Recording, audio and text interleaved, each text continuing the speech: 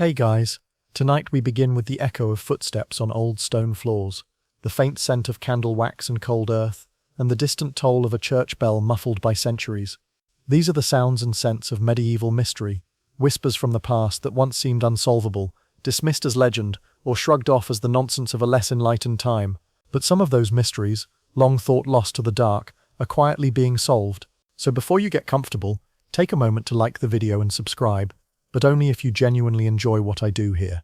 It really helps the channel, and it keeps this little historical campfire going.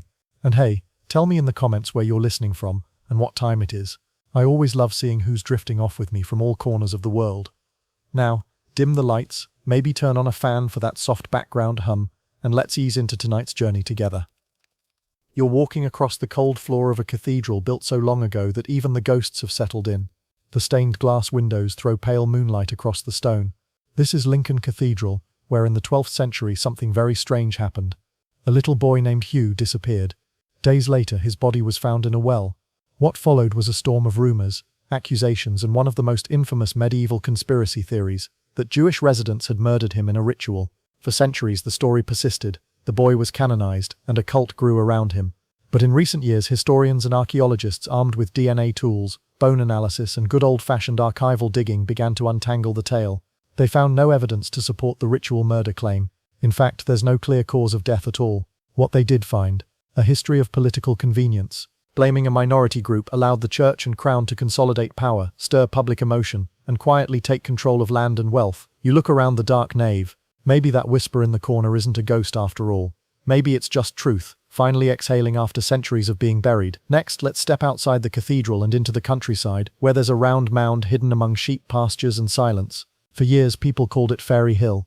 Old tales said the mound glowed at night and that music could be heard from beneath it. Most locals avoided it after sundown. Farmers plowed around it. Children dared each other to touch the stones. Only recently did geophysicists take a closer look. Turns out the mound wasn't magical at all. It was architectural. Buried beneath it were the remains of a forgotten medieval chapel, possibly a burial site for a local lord. Ground-penetrating radar revealed walls, flooring, even small ceremonial items. The music? Just wind whistling through fractured stone. But what's interesting is how the legend of the fairies preserved the site. Nobody disturbed it because they were too scared to. So in a way, medieval superstition accidentally saved a piece of history. Funny how the things people fear can sometimes become the things that endure. You're walking again now, this time into a smaller village. Narrow roads, timber-framed houses leaning slightly, like old friends listening in. There's a well in the center of the square, and above it a strange wooden structure. It looks like a giant funnel with gears. This, you later learn, was a rumor come to life, the Whispering Well.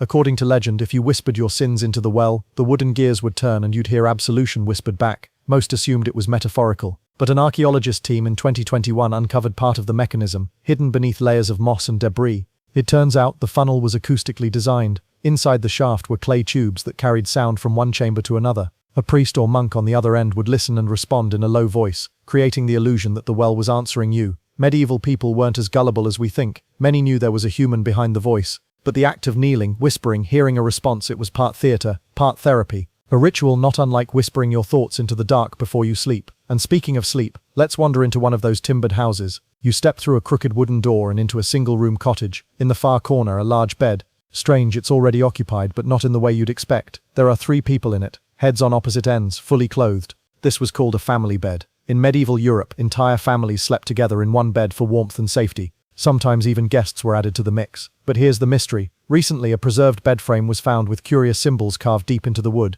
It looked like random scratches at first, but further study revealed they were apotropaic marks, protective symbols to ward off evil spirits during sleep. Because in the medieval mind, night was dangerous.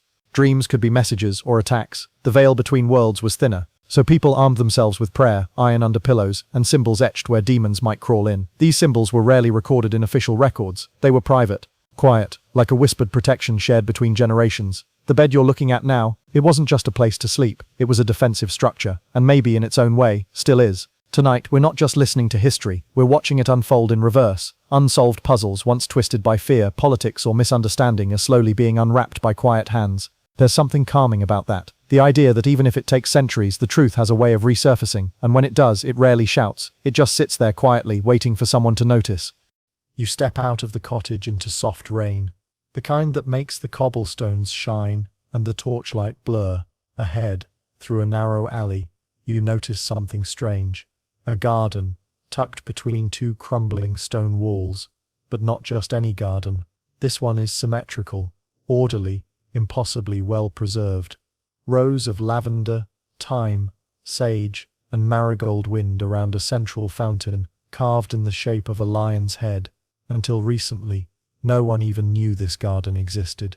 It was unearthed during renovations on a 13th century abbey site in southern France. What puzzled researchers wasn't the garden itself, it was the layout. Every plant had a specific function, calming herbs for the ill, fragrant ones to mask odors in religious processions, others used in protective potions. It was, essentially, a medicinal nap. Even more curious, in a dry stone box beneath the soil, archaeologists found dozens of small wax dolls. Each had a name pinned to it. Most were female. Historians debated what they were: votive offerings, spell ingredients, practice models for midwives. The answer is still unclear. Some suggest the dolls were part of a fertility ritual. Others say they were buried during times of plague, names whispered over them like prayers. Either way, the garden has taken on new meaning. It wasn't just a place for growing things. It was a sacred space for managing the invisible. You pause by the fountain. The lion's mouth still trickles water. Centuries later, you can almost hear the voices of cloaked sisters whispering chants under their breath. This was medicine before microscopes, hope before diagnosis, a quiet, green kind of science. Further down the road, you reach what looks like a stable, but once inside, you see it's not for animals. It's lined with benches, fire pits, and racks of iron tools. This was a medieval bathhouse, or more accurately, a stew. The public bathhouses of the 14th century were a mix of hygiene, gossip, medicine, and mischief. And yet, one particular site in York, England, held a curious twist. During restoration of the bathhouse ruins, workers uncovered dozens of hollowed-out wooden clogs. That alone wasn't shocking. What was odd was where they were placed, near the rafters, tied with cords, and stuffed with dried flowers. Some had names carved inside. Local legend claimed it was a way to trap illness and send it skyward. Others thought it kept the devil from touching your feet. Modern researchers believe the clogs were symbolic shields. The act of hanging them high, away from the ground, may have been part of a protection rite before entering communal baths. In an age without antibiotics, superstition was a survival mechanism. You imagine a young mother stepping inside with her child, removing their shoes, whispering a few words into the wood, and tossing the clogs upward. Would she feel safer, cleaner? The line between health and belief was razor thin back then, and sometimes, maybe belief was all you had. You're walking again, toward the marketplace. The clatter of carts and sheep fades, replaced by music, soft and rhythmic, lute strings, a voice singing in a language that doesn't quite sound French, or Latin, or even English. You've stumbled into a traveling troupe, performers who speak a vanished tongue. It's called shelter, a secret language spoken by medieval Irish travelers. For centuries, historians dismissed it as modern slang, but recent cryptographic studies suggest it was a deliberate code, developed centuries earlier than previously thought. Researchers analyzing manuscripts and carvings in abandoned stone huts across Wales and Ireland found patterns, words recurring in chants, hidden in carvings, even tucked between lines of religious text. This wasn't a casual dialect. It was structured, protected, like a linguistic fortress. The reason? Survival. Marginalized communities often created secret languages to preserve identity and protect against exploitation. What looked like gibberish to outsiders was in fact a complex system of resistance. You sit and listen. The lyrics float around you, soothing and strange. Somewhere inside them are names, histories, even recipes. The last speaker of shelter might be long gone, but the mystery of their words remains a soft echo in the mossy hills. Now we cross into something a little darker. You arrive at a lonely outpost, a place where men once stood watch for signs of war, or worse, plague. The village is long gone, but the outpost tower remains. Inside, etched into the stone walls, are dozens of chalk drawings, sickly figures, eyes replaced by stars, teeth exaggerated, animals dancing beside them. Most assumed they were just medieval graffiti,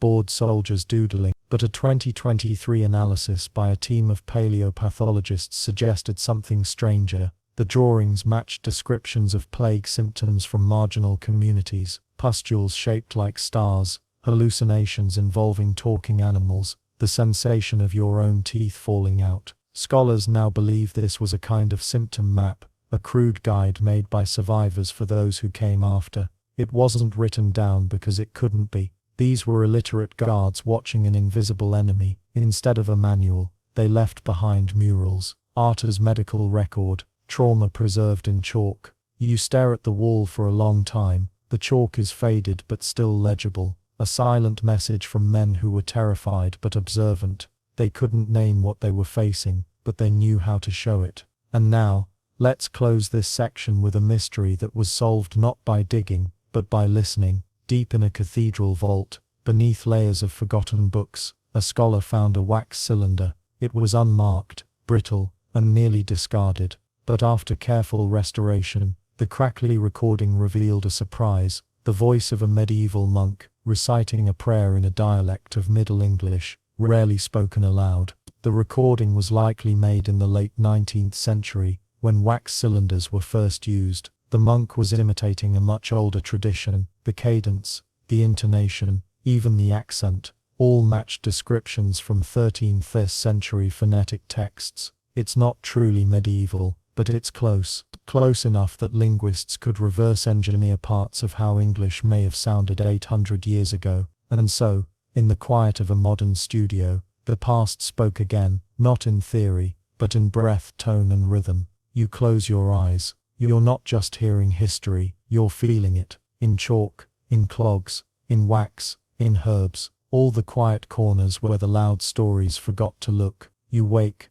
gently, not from a dream, but from the soft creak of a wooden wheel. A cart is rolling past, pulled by a donkey with sleepy eyes, and a ribbon tied to its ear. The driver, an elderly man in a patched cloak, nods as he passes. The cart is filled not with grain or firewood, but with bones, human bones, some polished, some wrapped in velvet, others bundled in linen with tiny metal tags. This isn't some grim procession, it's a pilgrimage of relics. In medieval Europe, transporting bones of saints was a booming business, but one mystery baffled scholars for centuries. How could so many churches claim to possess the same saint's remains? Saint Catherine, for instance, had 3 heads in different cities, and Saint James seemed to have traveled further in death than he ever did in life. Until recently, most dismissed these as medieval scams, clever ways to draw in pilgrims and donations. But a recent study using isotopic analysis showed something unexpected. Many of these so-called duplicate relics came from the same regions, even the same burial grounds. The implication: it wasn't always fraud. Communities genuinely believed they were honoring a piece of a whole, a splinter of sacredness. And now, some churches are quietly comparing notes, matching DNA samples from relics to see just how many versions of a saint might have existed in the medieval imagination. You step aside as the cart creaks along. The bones aren't scary, they're revered, handled gently, like precious scrolls. In this world, even the smallest fragment could offer protection, healing, or simply hope. Up ahead, the scent of roasted almonds draws you toward a town square where lanterns sway in the breeze. You expect a feast or a fair. Instead, you find a small wooden stage, and a group of townsfolk staring at something strange: a mirror. It's framed in brass, clouded slightly at the edges. At first glance, it's just an ordinary mirror, but next to it, a sign reads, "For justice, look with pure intent." For centuries, this artifact sat in a monastery's archives, believed to be a decorative relic. But when conservators cleaned its surface and translated the faded inscription, they uncovered its purpose: a medieval truth mirror, part of a now lost ritual used in rural courts to determine guilt or innocence, not by evidence, but by reflection. The accused would be asked to stare into the mirror, under oath. According to the texts, if their heart was impure, their reflection would shimmer or distort. Of course, we know now that temperature, light, and even water vapor could cause the effect. But in a candlelit hall, After a tense silence, the smallest flicker might be enough to condemn or absolve. You lean in. The glass is old, but clear. You see yourself, not distorted,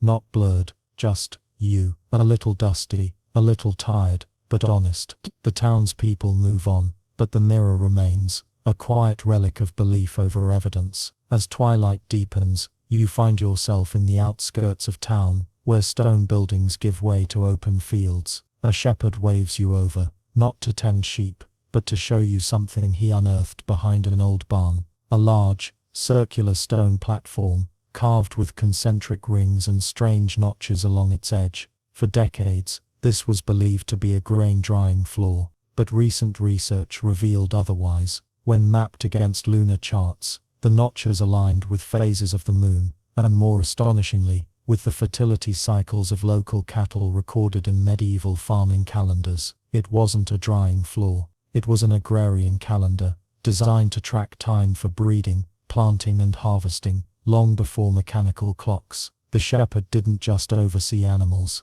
he was a living calendar keeper. You run your hand over the stone. It's cool, smooth from centuries of wind and hooves. Time feels different here, circular, patient, the kind you can trust to come back around. A faint bell chimes in the distance, drawing you toward a crumbling bell tower. As you climb the spiral stairs, carefully, one echoing footstep at a time, you spot faint ink markings on the inner walls. Not graffiti, not prayers, they're recipes, written in Old Dutch Latin, and sometimes pictograms. These weren't culinary recipes, they were instructions for preserving voices. The belief, uncovered by historians only recently, was that certain combinations of herbs, stones and metals, buried in hollow bells, or inked into parchment, could hold the tone of someone's voice. One recipe claimed that soaking a linen cloth in rose water, and wrapping it around a bell's clapper, would allow the bell to ring like the person who last spoke beneath it. Sound absurd,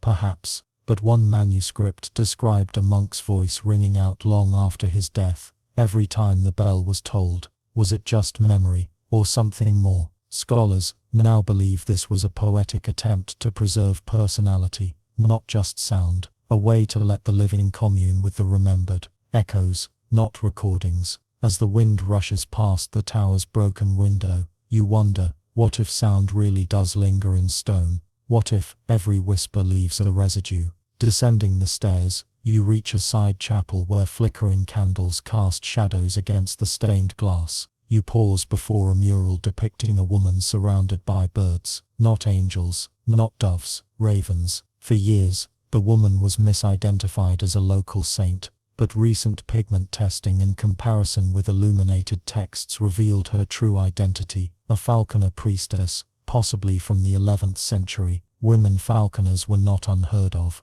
but a priestess with birds of prey as sacred companions, that was unheard of. One parchment describes her rituals involving falcons circling during sunrise prayers. The birds weren't pets, they were messengers, trained to carry scraps of scripture from mountaintop to mountaintop, bypassing dangerous roads and bandits. We're still piecing her story together. Her name may have been Anselma, or perhaps that was a title. Either way, her church, buried beneath layers of stone and mislabeling, now holds new reverence. You picture her standing on the chapel roof, arm outstretched, a falcon soaring upward into the pale dawn sky. Scripture delivered, not by hand, but by wing. In this world, faith had feathers. The sky above you begins to darken, but it's not ominous. It's velvet, painted with stars. You follow a mossy path lined with torches that flicker lazily in the evening breeze. There's a scent in the air,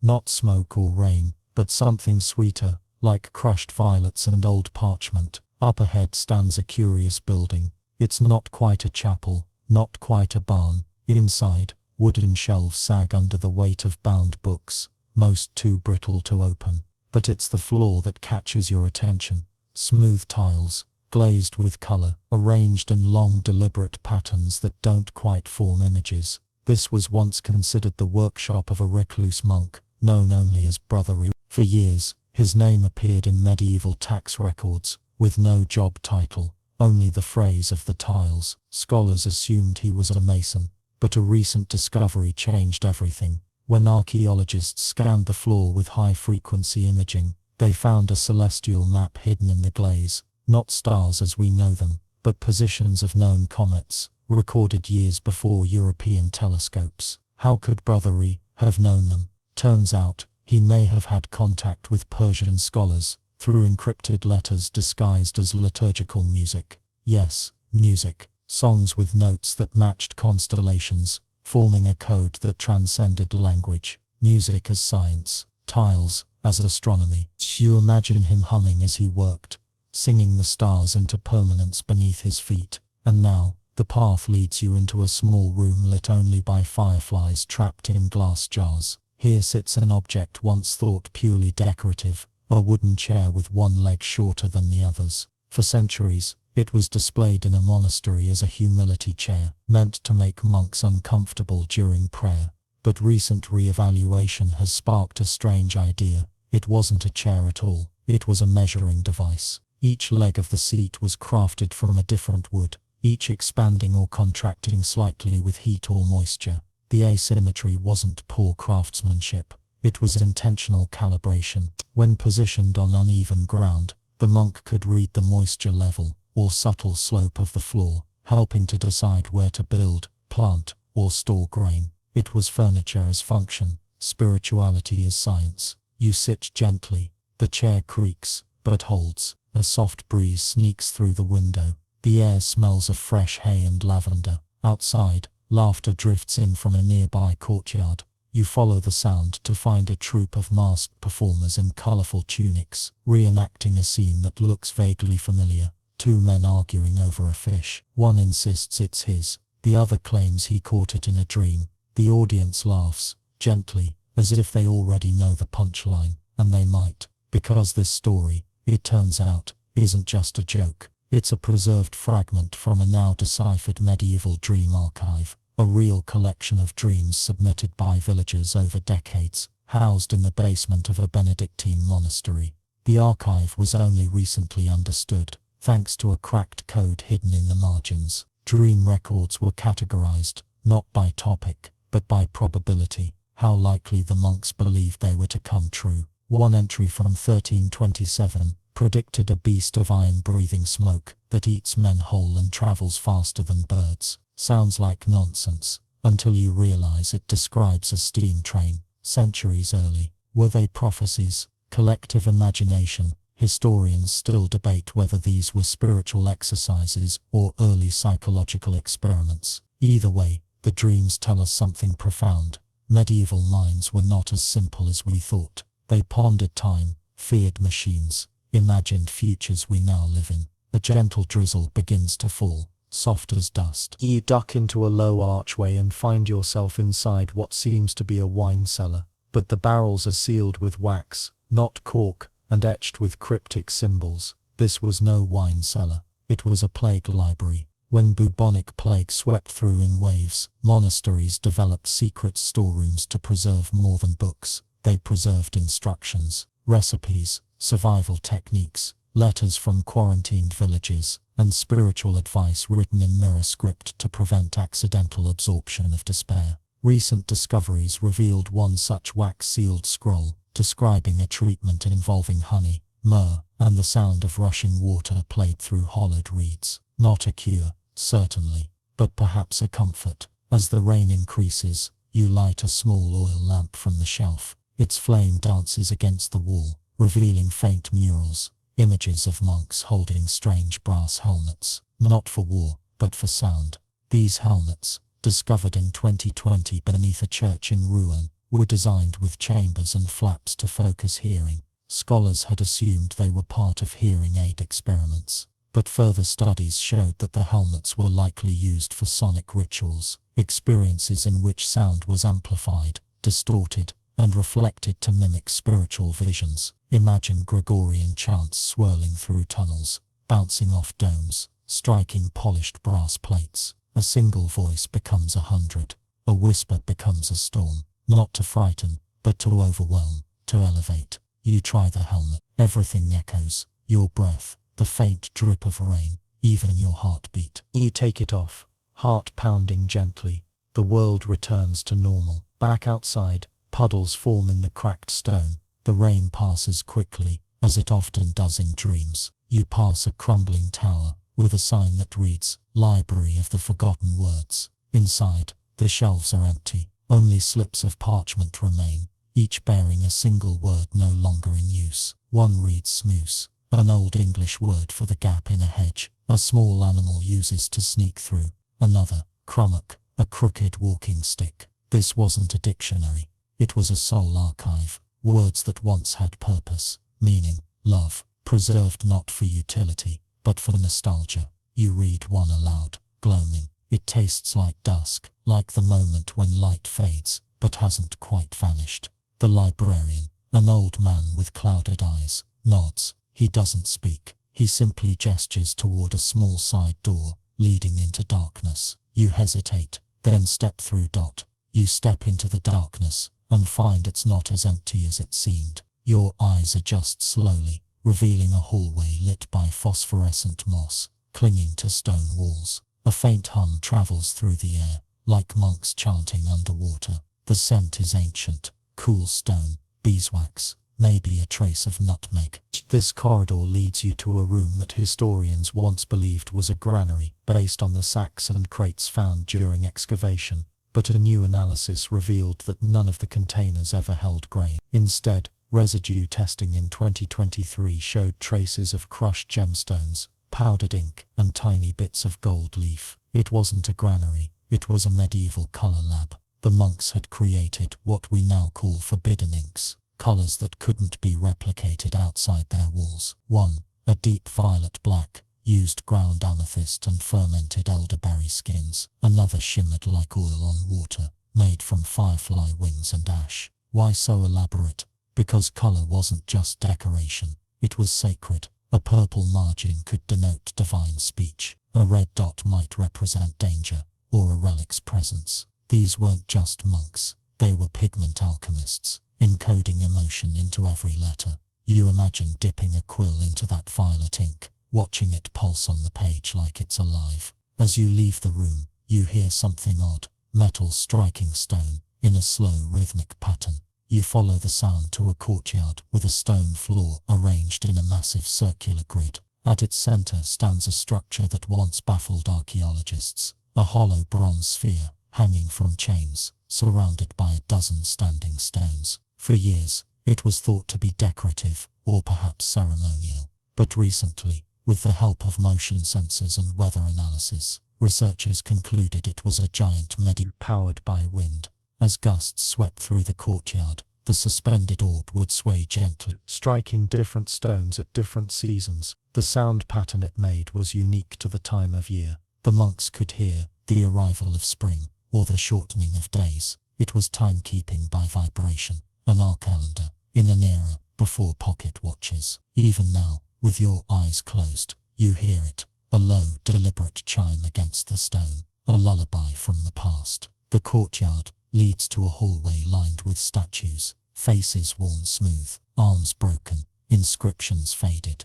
These were dismissed for centuries as generic saints, but new 3D mapping has matched the faces to known medical diagrams from Arab physicians, traded during the Crusades. These statues weren't saints, they were anatomical models. Each one revealed different layers, muscle, tendon, or nerve, carved in careful sequence, intended for teaching. These models had been misidentified for 600 years. One of them has a faint scar carved above the heart. Another shows a bent spine, carefully notated in Latin shorthand. These were not idealized bodies, but real ones, studied, understood, and perhaps, in their own way, honored. You run your hand across the surface of one, feeling the cool stone, the faintest pulse of remembered purpose. A breeze guides you onward into what looks like a dining hall. The benches are long, the table marked by centuries of wear, burn marks, knife scratches. One set of gouges looks almost like a game board. It is. Carved into the wood are the outlines of the fox and the geese. Medieval strategy game, but this version is different. It has extra spaces, and a strange rule inscribed along the edge. The fox must lie. Historians puzzled over this, until one noticed a nearby parchment that described training the tongue to tell falsehoods for good. The game wasn't just for fun, it was a tool for training spies. Players had to speak only lies during the match, crafting stories to distract or mislead. If they told the truth, they lost a piece. Imagine a group of monks learning deception, sanctioned, strategic, and oddly playful. Now, you picture the dining hall full of laughter, confusion, and whispered half-truths. Training, not for war, but for diplomacy. Language as armor. A nearby doorway opens into a garden, overgrown with mint and thyme. In the center, a sundial shaped like a curled serpent. But this was no ordinary sundial. Its shadow lands not just on hours, but on verses, short lines of poetry etched into stone. When the sun reached a certain point, a new line would be revealed. Poetry on a schedule. One verse reads, "Beneath this hour, you know not fear." Another says, "When shadow falls here, speak no lie." Some believe this was a truth garden, a place where disputes were settled. The idea being, if you were willing to speak beneath a certain shadow, your honesty was assumed. Truth timed by sunlight. Simplicity cloaking deep wisdom. You pause there, in the garden, as bees drift lazily between the herbs. The sun moves. A new line emerges beneath the serpent's coil. Say what you will, but mean it well. Further on, a small archway leads you into a room that vibrates with sound, not loud, but rich. The walls are fitted with what look like pipes, yet there's no organ in sight. This is a resonance chamber, a recent discovery from beneath a collapsed monastery in the Alps. It was designed to produce healing frequencies, long, low hums made by wind or breath alone. Some say certain illnesses were treated with sound, not herbs. Monks would chant single vowels into the chamber, and let the room do the rest. You try it, just a soft "oh", and the walls return it to you deeper, fuller, like a mountain replying. And maybe it helps, maybe not, but it feels good, like the air has shape, and it's holding you. You leave the chamber feeling lighter, your steps slower now. The next room is simple, bare floor, a low bench, and on the wall, a mural of a tree, with missing leaves. Each leaf, historians found, once held a tiny name tag. The tags were recovered from a nearby stream, and after delicate restoration, were revealed to be the names of students who failed. Yes, failed. This was a tree of imperfection, the opposite of honor rolls. Here, monks wrote their names in, when they couldn't complete a lesson, misunderstood a rule, or acted poorly. They recorded their mistakes not for punishment, but for memory. It was believed that by seeing your name fade slowly from the tree, washed by time and wind, you accepted your flaws, and released them. A visual confession, a disappearing list of what no longer mattered. You sit before it, letting your own failures drift to the surface. Then, like those leaves, you let them go. Outside, the moon rises. The night deepens. You've wandered through libraries disguised as gardens, chairs that read humidity, tiles that sang comets into permanence. And yet, there's more to uncover. One last door awaits. The final door creaks open, not with resistance, but with ceremony. It's as if the hinges were waiting for you. Inside it's dark. You pause, expecting torches or oil lamps, but instead, the light comes from above, a small round skylight, revealing stars you recognize only vaguely. The room is circular, its ceiling painted with constellations as they appeared in 1253. This is the star room, and for years, scholars believed it was a prayer chamber. But that theory faded when a group of astronomers ran simulations in 2022 and realized something else. The constellations weren't fixed, they moved. Every few years, monks would repaint the ceiling, adjusting the stars by fractions of degrees. Why? Because they were tracking not just time or seasons, but unusual celestial events. Comets, eclipses, planetary alignments they didn't entirely understand. But one monk left a diary, now translated, explaining the true reason they were mapping moods. He wrote, "When the moon visits the lion, Brother Aldred sings too loudly. When the twins rise, I misplace my ink." They believed the stars influenced not fate, but feeling. It was a medieval mood calendar, used to understand their own inner weather, the sky, not as a prophecy, but a mirror. You lie back on a stone bench and look upward, letting the painted stars guide you. You feel lighter here, as though you're floating slightly above the floor, drawn gently upward. Eventually, you rise, and follow a narrow stairwell that leads down, so far down you lose sense of depth. And then suddenly it opens into a long cold chamber lined with iron boxes. For decades, these were considered coffers, treasure vaults, but new chemical scans tell a different story. These boxes stored not gold, but time. Each was lined with lead, filled with pressed plants, feathers, dried fruit, and beads of wax.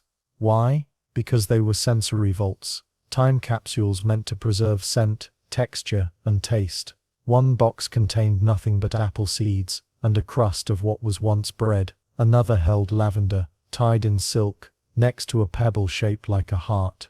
The monks weren't preserving valuables. They were preserving memories they feared might disappear. The feel of moss after rain, the smell of burning sage, the sound of goose wings at dawn. The vaults weren't for others, they were for themselves. A promise that the moment would not be forgotten. You imagine your own box now. What would you store? A thread from your favorite shirt. A page from a book you forgot you loved. The last warm breeze of summer, if only you could catch it.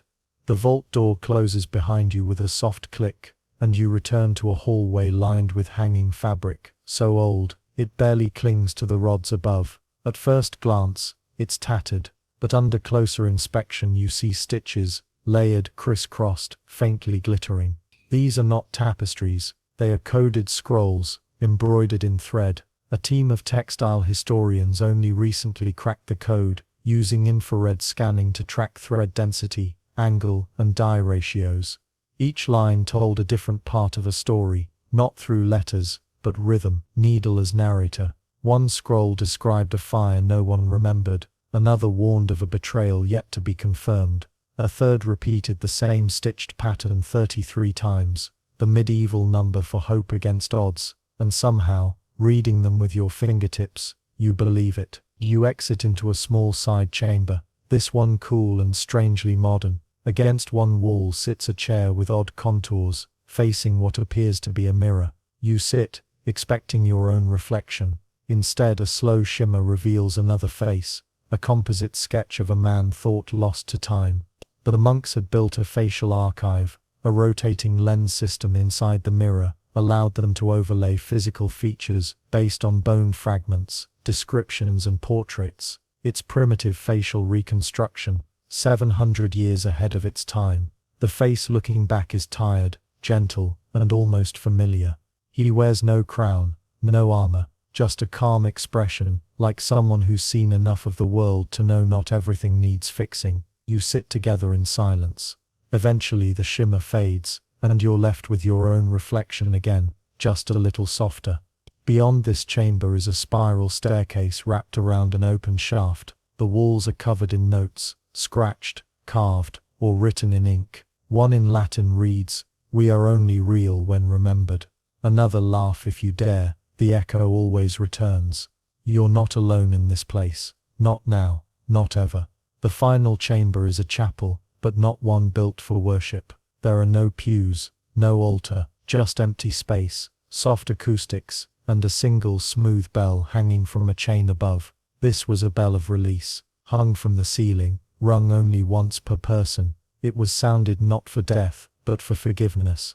When someone needed to let go, of guilt, anger, fear, they'd stand beneath it and whisper what they carried. Then the bell would ring once, no more. A ritual not for the gods, but for the self. You take a step forward and imagine the weight you'd leave behind, a regret from years ago, a conversation you keep replaying, a worry with no name. You look up, speak softly, and though the bell remains still, you hear it ringing in your mind. Clear, deep, final. You exit the chapel into the open air. The stars above are no longer painted, they shine freely now, scattered across the dark like flecks of melted silver, and in that quiet moment, walking slowly toward the outer gate of this forgotten monastery, you realize that the medieval world wasn't quite as mysterious as we thought. It was full of people like you, trying to understand the stars, trying to measure time, trying to feel less alone. They made calendars from wind, poems from shadows, truths stitched into cloth, laughter coded into lies, memories saved in lavender and bread crust, and they left these for us not just as relics, but as reminders that every mystery begins with attention, and every answer starts by listening. Even now, centuries later, as you drift quietly towards sleep, the gravel path beneath your feet crunches softly as you step away from the monastery's quiet ruins. But your journey isn't over. Ahead lies another curiosity, half buried under ivy and time, a stone circle, ordinary in shape, but not in purpose.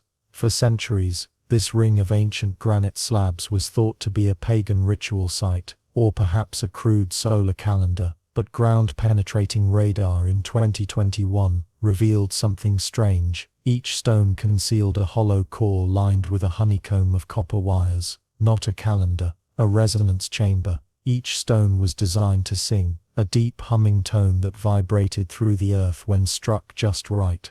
And when all stones hummed together, they produced what researchers called a harmonic fog, a sound low enough to be felt in your chest, but soft enough to disappear if you stopped moving. Why would medieval people build something so elaborate? No one knows for sure. Some believe it was a form of therapy, used to treat melancholy or sleeplessness. Others think it helped align meditation rituals, allowing monks to tune their minds like instruments. Or maybe, it was simply a gift to the future, a moment of sensory peace embedded in stone. You run your hand across the cold surface of one pillar, and in the quiet, you think you feel it, that faint vibration in your fingertips, as though it's remembering its own sound. The night deepens, but the path pulls you forward toward a low, crumbling wall. On the other side lies an abandoned village, its stone foundations like fossilized footprints. Moss covers everything now, but a recent excavation uncovered something remarkably well preserved, a ledger, written in tiny script, not a religious text, a gossip log. One village scribe, likely the Reeves apprentice, kept a running diary of petty arguments, odd sightings, overheard whispers. Lines like, "Agnes claims her goose now lays twice a day, but no one has seen it," or "Rain came too early. Thomas blames the cobbler's new wife." It's deliciously mundane, and strangely beautiful, because this wasn't official record keeping, it was emotional bookkeeping. Someone, long ago, cared enough to write it all down, not for judgment, but for memory. We think of the medieval world as silent, or brutal, or lost in shadows, but it was full of talk, complaints, jealousies, little joys and endless observations. Just like now, you imagine the scribe at their desk, muttering under their breath as they dip their quill again. "No one's seen the goose. I should write that."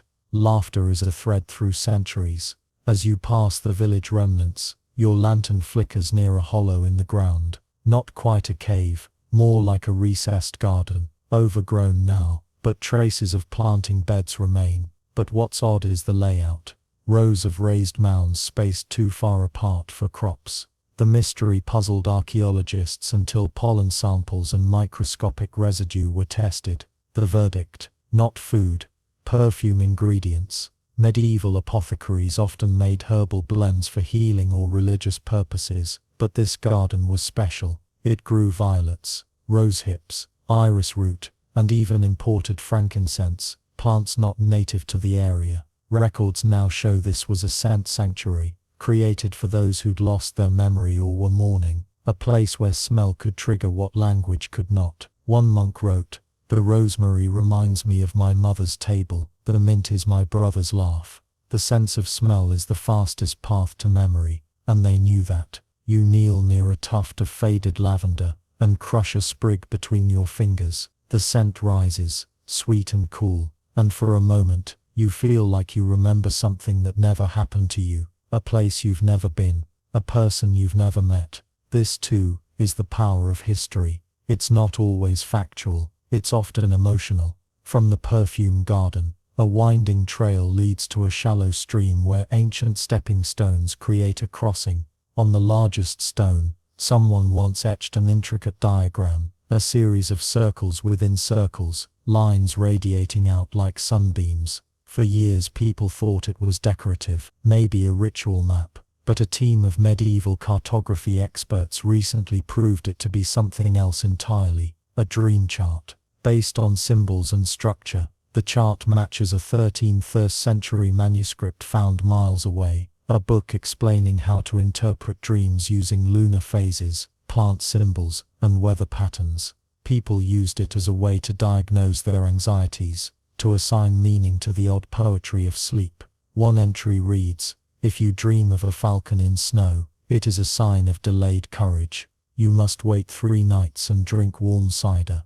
The stepping stone acted as a mnemonic device, helping villagers remember interpretations as they fetched water. A daily task turned into reflection. As you stand over the stone now, you wonder, what did you dream last night? And what might it mean? If you asked the past instead of a book. A little further down the stream lies a small alcove in the cliffside, almost invisible, unless you're looking. Inside is a flat stone with a groove, smooth, as if worn by hundreds of hands. At first historians thought it was a sharpening stone, but again chemical analysis revealed traces of herbs, pollen, and wax. This was a confession stone, not for sins, but for secrets.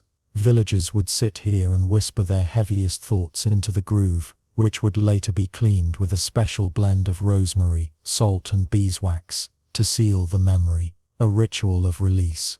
They believed that unspoken truths festered, that even the smallest worry could take root if buried too deep. So they made a place for it, a stone that never judged. You kneel beside it now, and though no one watches, you find yourself whispering too, not loud, just enough for the groove to catch it. When you stand, you feel oddly lighter. That's the strange thing about medieval mysteries. When we solve them, they often seem familiar, because they weren't strange at all, they were human. Clever ways to hold grief, to find meaning in stars, to map dreams and stitch memory into cloth, to hum away the ache of solitude. And maybe most surprisingly, they left all this behind, not by accident, but by design, so that someone, centuries later, might find it, and feel a little less lost.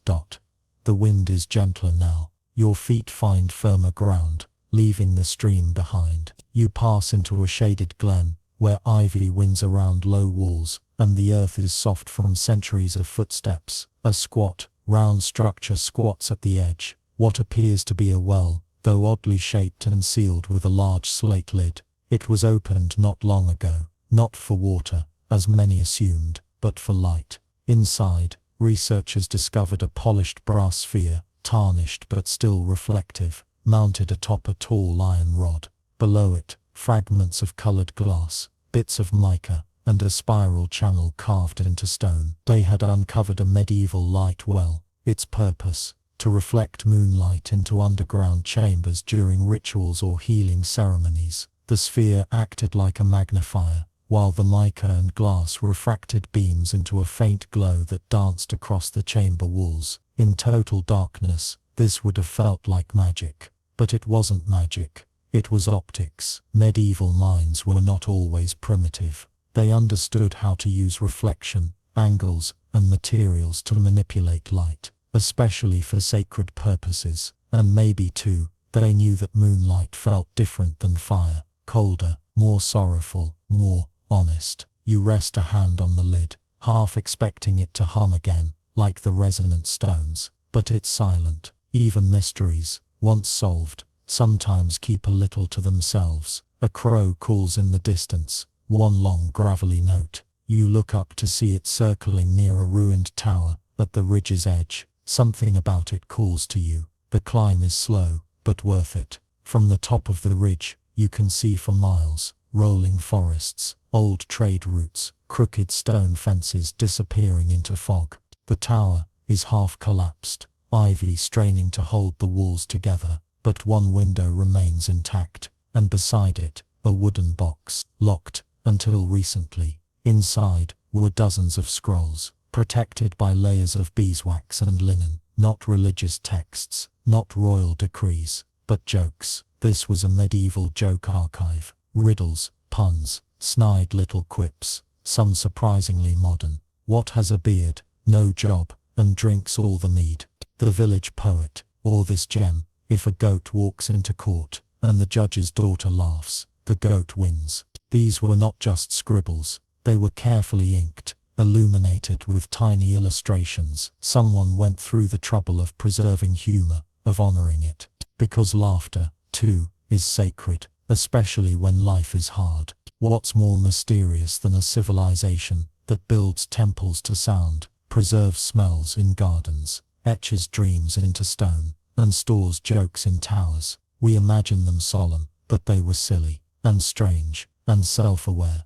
And it gets stranger. At the base of the tower, near a sunken step, another chamber was discovered. Inside, dozens of clay pots, sealed with wax and marked with glyphs. When opened, they released faint odors, dusty, floral, pungent. What were they? They were memory jars. Each jar contained a different scent, designed to be opened during certain ceremonies: weddings, funerals, homecomings, births. One smelled like baked bread and mint, another like old parchment and burning tallow. One jar was simply labeled "Rain Before the Storm." People would inhale them to trigger emotional states, a medieval form of empathy rehearsal, to help people process events, to feel what others might feel, or to reconnect with themselves during transitions. In a way, it was emotional time travel. What's most remarkable, they didn't do this to impress anyone. Most of this wasn't public.